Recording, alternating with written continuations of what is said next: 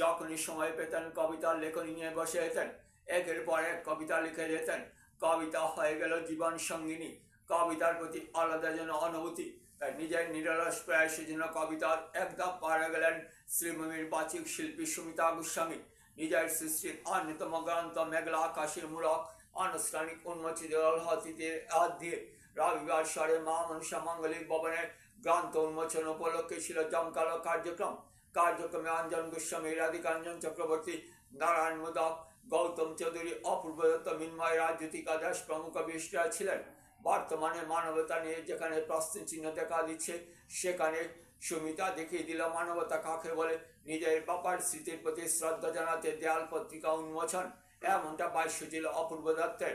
দেওয়াল পঞ্জিকায় ছোট ছোট পুতুল তুলে ধরে এক প্রতীকী অর্থ তুলে দিলেন সুমিতা, তা অনন্য সৃষ্টি হবে এভাবে নিজের বক্তব্যে তুলে ধরেন দেওয়াল পঞ্জিকার উন্মোচক ডক্টর গীতা সাহা। দেওয়ালিকা বানু দেওয়াল পঞ্জিকায় ছোট ছোট পুতুল বৃষ্টিকন্যার ইঙ্গিত বহন করে বলে উল্লেখ করেন গীতা দেবী। জগৎ যেন কাম্যময় বলে উল্লেখ করেন অঞ্জন গোস্বামী।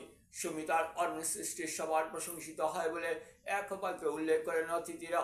গ্রন্থকানি মেঘলা আকাশ নাম করেন কি উদ্দেশ্য তা নিয়ে ব্যক্ত করেন সুমিতা দেবী। গানে গানে সবার মন জয় করে দেন বিশিষ্ট কণ্ঠশিল্পী সদল দাস। সমবেত সঙ্গীতের মাধ্যমে কার্যক্রমের জবনিকা ঘটে। হৃদয়ে গেঁথে থাকা কার্যক্রম একে অন্য বলতে শোনা যায়।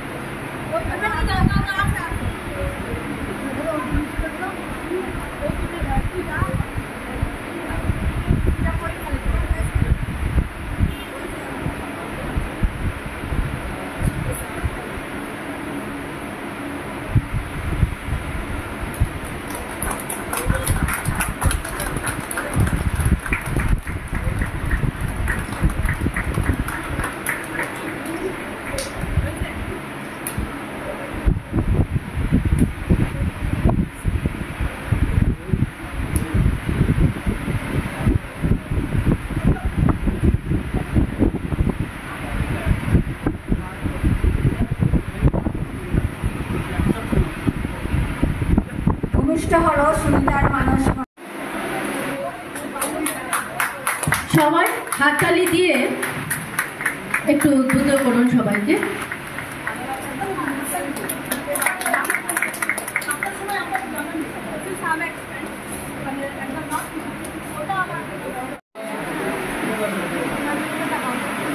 আমি সবাইকে হাততালি দিয়ে উদ্বুদ্ধ করার জন্য অনুরোধ করছি।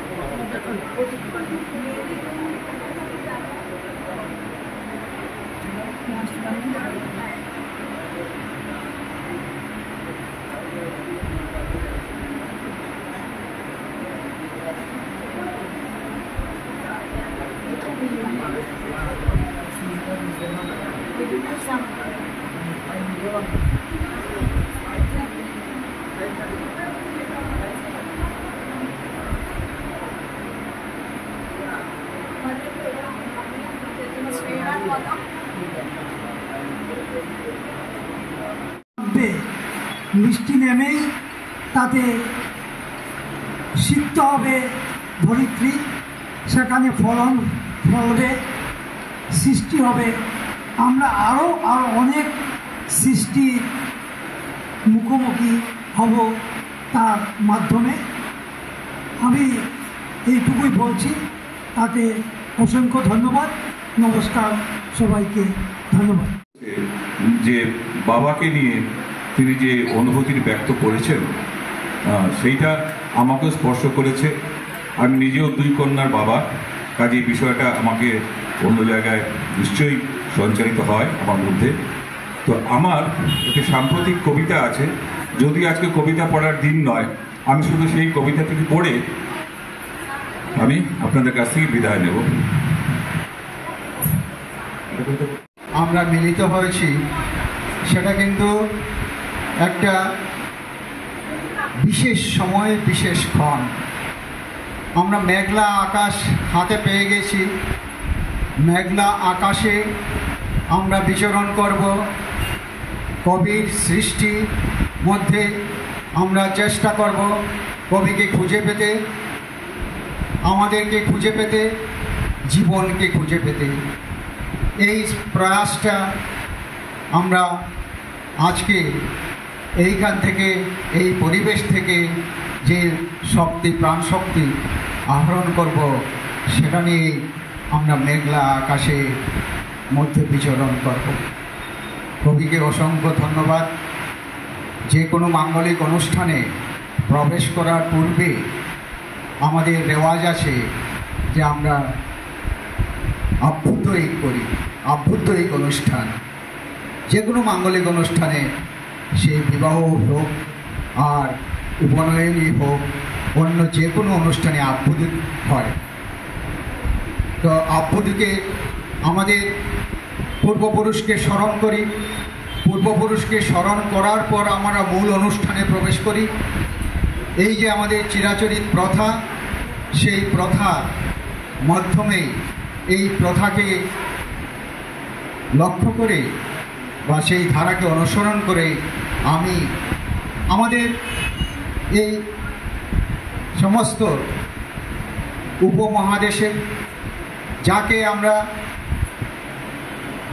আদিকবি বাল্মীকি বলি,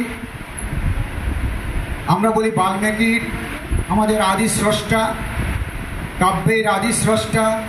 বাল্মীকির সেই বিখ্যাত শ্লোক দিয়ে আজকে আমরা সেই আভ্যুদয়িক, আমি সেই আভ্যুদয়িক উচ্চারণটা করছি। কী ছিল, যা আমাদের সবারই জানা, মা নিষাদ প্রতিষ্ঠাত তমগম শাশ্বতী সমা যৎ ক্রঞ্চ মিথুনাদেখ মমদি কাম মোহিতম। এই যে আদি শ্লোক বাল্মীকির মুখ থেকে উচ্চারিত হয়েছিল, এবং সেই ঐতিহাসিক এবং প্রাগৈতিহাসিক পর্যালোচনার মধ্যে না গিয়েও আমরা ধরে নিয়েছি বাল্মীকি আদি কবি। পৃথিবীর কথায় কোন কবি প্রথম এই ধরনের কবিতা সৃষ্টি করেছিলেন তার তথ্য আমাদের কাছে নেই, আমরা ধরে নিয়েছি বাল্মীকি আদি কবি। এতটুকু আমরা জানি, আমরা সবাই জানি। এর পূর্বাপর সামান্য ঘটনা, যা রামায়ণের কাহিনী বিধৃত, এইভাবে আগে কি ঘটেছিল এবং পরে কি ঘটেছিল। বাল্মীকি এই শ্লোক সৃষ্টির আগে বাল্মীকি নিজেই বর্ণনা করেছেন। বাল্মীকি আশ্রমে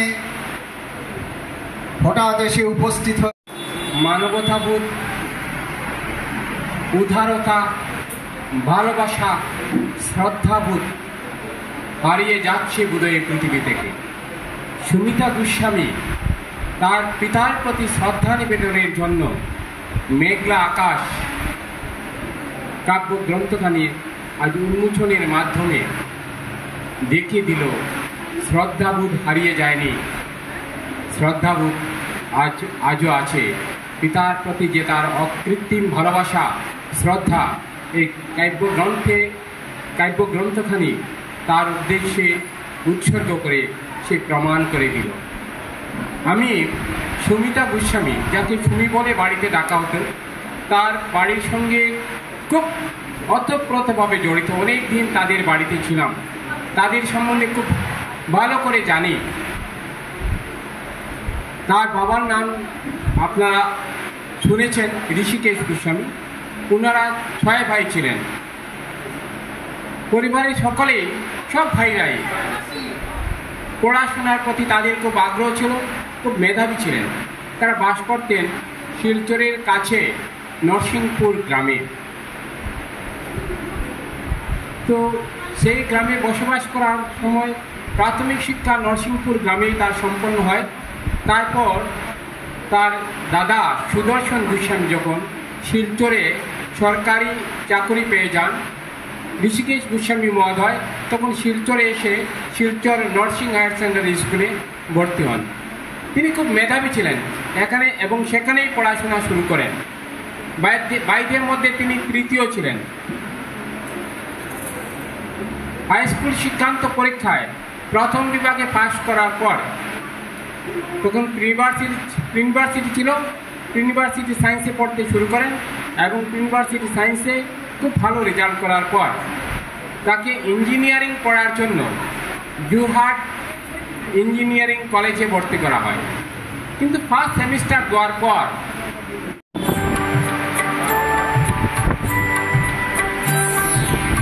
নিঝুম সন্ধ্যায় পান্থ পাখিরা বুঝিবা পথ ভুলে যায়, তোলায় যেতে যেতে কি যেন কাকলি আমারে দিয়ে যেতে চায়। নিঝুম সন্ধ্যায়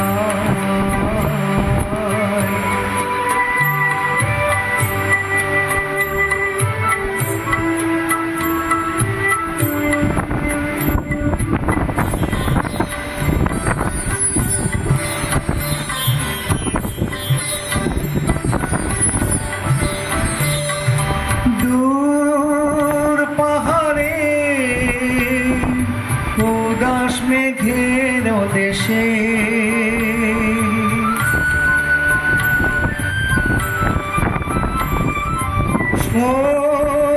গধূলি রঙিন সোহাগ নেশে,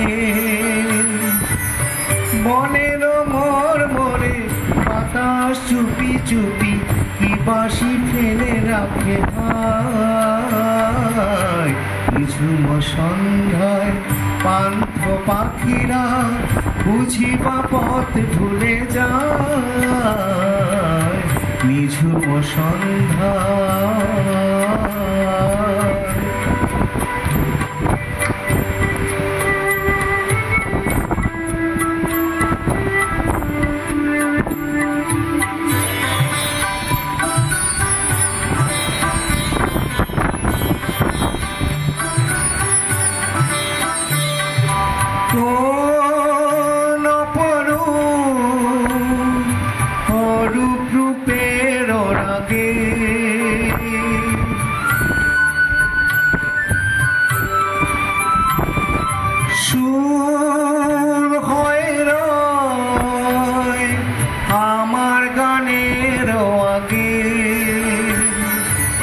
স্বপ্ন কথা বলি ফোটে কি ফোটে না, সুরভি তবু আঁকি নিঝুম সন্ধ্যায় পান্থ পাখিরা বুঝিবা পথ ভুলে যায়, তোলায় যেতে যেতে কি যেন কাকলি আমারে দিয়ে যেতে চায়। নিঝুম সন্ধ্যা। সবাইকে নমস্কার জানাচ্ছি। সেই আটটা জানি কোথায় হারিয়ে গেল সোনালি বিকেল গুলো, সেই আজার নেই।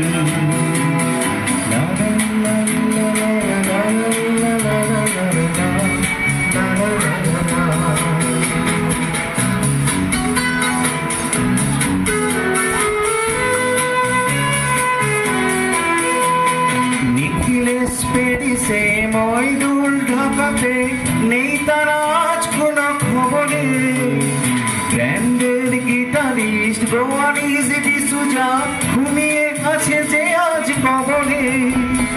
তাকে যেন ভালোবেসে আঘাত পেয়ে যে শেষে পাগলা গারদে আছে রমারায়, অমরটা ঢুকছে দুরন্ত ক্যান্সারে, জীবন করিনি তাকে ক্ষমা হয়।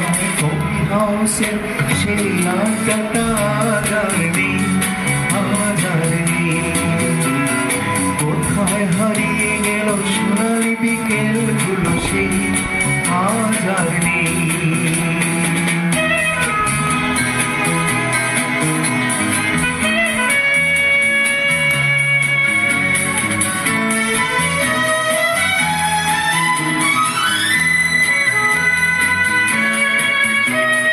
সুজাতাই আজ শুধু সব যে সুখে আছে, শুনেছি তো লাখপতি স্বামী তার।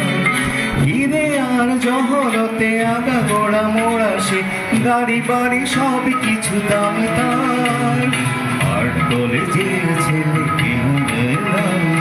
বিজ্ঞাপনের ছবি আঁক, আর চোখ ভরা কথা নিয়ে নির্বাক শ্রোতা হয়ে সুজাতা বসে শুধু থাকতো। ও কফি হাউসে সেই আড্ডাটা আর নেই, আজ আর নেই।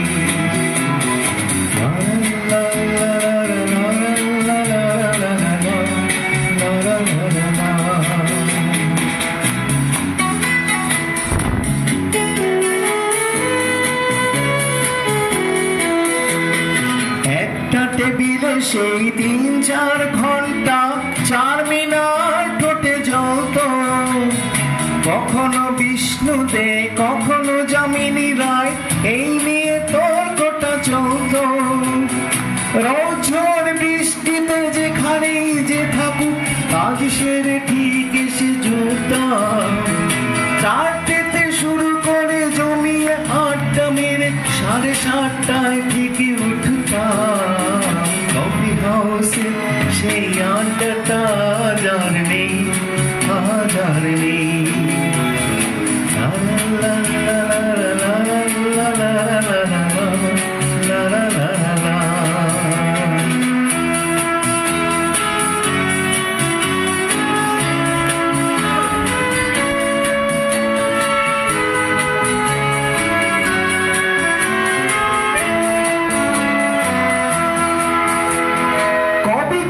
চেহারা কাঁধেতে ঝুলানো ব্যাগ, মুছে যাবে অমরের নামটা। একটা কবিতা তার হলো না কোথাও ছাপা, পেল না সে প্রতিভার দামটা। অফিসের সোশ্যাল এমেচার নাটকে রমারায় অভিনয় করত, কাগজে রিপোর্টার মইদুল এসে মুচকি লিখেছে তাই শুধু পড়তো। কফি হাউসে সেই আড্ডাটা আজ আর নেই, আজ আর নেই। কোথায় হারিয়ে গেল সোনালি বিকেল গুলো সেই আজ আর নেই।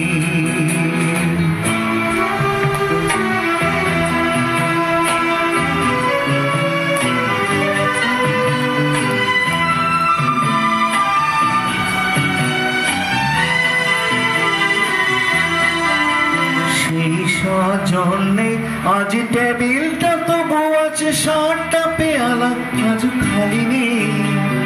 দেখি সে বাগানে আজ এসেছে নতুন কুড়ি, শুধু সেই সেদিনের মালি নেই। কত স্বপ্নের মেঘ ওঠে এই কফি হাউসে, কত স্বপ্ন মেঘে ঢেকে যায়। কতজন এলো গেল, কতজনই আসবে, কফি হাউসটা শুধু থেকে যায়। কফি হাউসে সেই আড্ডাটা আজ আর নেই, আজ আর নেই। কোথায় হারিয়ে গেল সোনালি বিকেল গুলো সেই আজ আর নেই।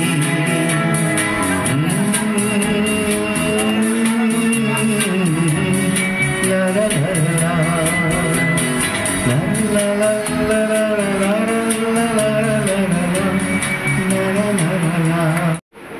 যেহেতু আজ আপনার বাবার স্মৃতি উদ্দেশ্যে দেওয়ালিকা বানু, তৎসঙ্গে আপনার প্রথম যে গ্রন্থ উন্মোচন হলো মেঘলা আকাশ, সে মেঘলা আকাশ নামকরণের কি রয়েছে উদ্দেশ্যে? আপনি কেন মেঘলা আকাশ আপনার গ্রন্থটির নামকরণ করলেন? মেঘলা আকাশ এই জন্যই আমি নামকরণ করেছি, কারণ এই বইতে আমার যত মান, অভিমান, রাগ, দুঃখ যেগুলো রয়েছে সেগুলোর বহিঃপ্রকাশ পেয়েছে এটাতে।